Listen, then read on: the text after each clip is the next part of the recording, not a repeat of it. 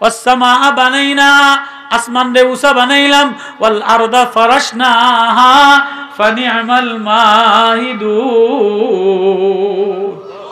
জমিনটারে বিছানা চাদরের কালার বানাইলাম, বিছানা বানাইলাম, আঙ্গুরের বাগান বানাইলাম, আমের বাগান বানাইলাম, 3 মাস ধানের ক্ষেত বানাইলাম।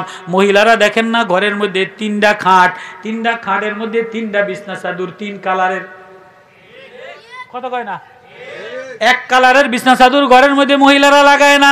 3 মাস পরে পরে বিছানা চাদর ফালদায় আর মারামারি করে, ঝগড়া করে, পর্দা ফালদায়, কালার ফালদায়। কি গো তুমি বাজারে গেলা কা?